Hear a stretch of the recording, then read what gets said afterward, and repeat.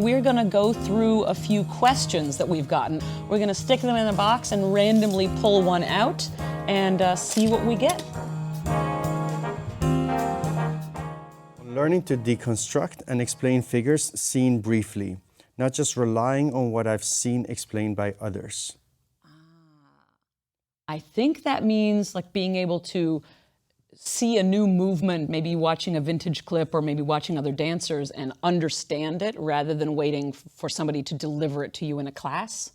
I mean, if I would just read that question, on learning to deconstruct and explain figures seen briefly, what I love to do is, for example, create moments where the students are coming up with their own things. And then in these moments, I'm trying to look for bright spots. Somebody who do come up with something positive, present that, highlight that, and take a moment and maybe have us all trying to do the same movement. And through just watching your students once or twice, executing that move once or twice, you need to sort of be quick on your feet and figuring out what it is they're doing. And how you can how you can sort of break it down in a few simple steps that other people can do. I was thinking of it in a different way, which is more for developing new movements or developing ourselves as dancers. I'm watching an old vintage clip and I want to see how Mabel Lee is moving so that I can get inspired by that. Maybe for my teaching, but maybe also just for my own development. And allowing ourselves to develop skills in just watching and copying. And I think that then relates to what you're talking about in class, where our students might demonstrate something and we see it once or twice and try to figure out what we can quickly and go from there. This is a really big skill set on its own of being able to, especially if it's only in 2 dimensions, but even in 3D, to see something. And if I would take my favorite steps for the breakdown, broadly speaking, would be first look for an overall shape. It's orientation, it goes this way, it goes that way, it turns around.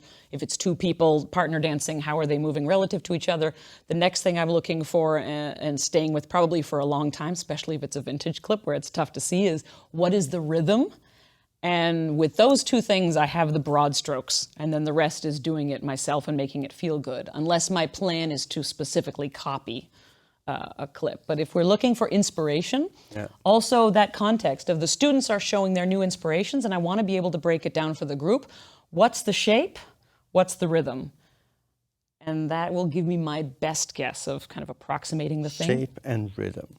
Yeah. If I read the second part, not just relying on what I've seen explained by others, this one makes me think of one of the fallacies or habits teachers have is, independent of where they develop their own dancing, there is a strong tendency of teaching the things the way you learn them. True.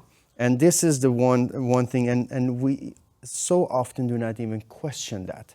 It's because we learned hearing it in a certain way, and because we've gotten to where we are, it must be in a right way. It must have worked. It must have worked, exactly.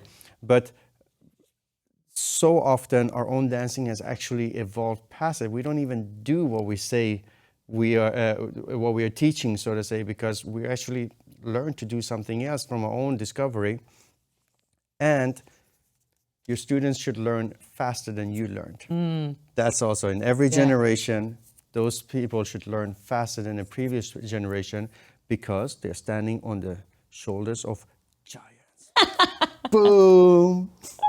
And there's only one little thing I want to add to that, which is that doesn't mean that you never want to deliver the things that way that you were taught. If I've learned something from Chester Whitmore, who is an elder of our jazz dance community and is one of the few Black Americans who has a direct link to the swing era dancers, then I would have good reason in continuing to deliver it that way and hopefully also share with my students that that's where I got it from and give them more context. Parallel to that, we can question whether, maybe the way I learned it from Chester, I want to honor it because of him. Maybe I also am putting my spin on it. But there are also those other things that we just keep delivering them the way we got them, and they don't necessarily have any connection to something specifically culturally relevant. So taking what we got and questioning what value to place on different approaches and why, I think. is the only thing that I would add.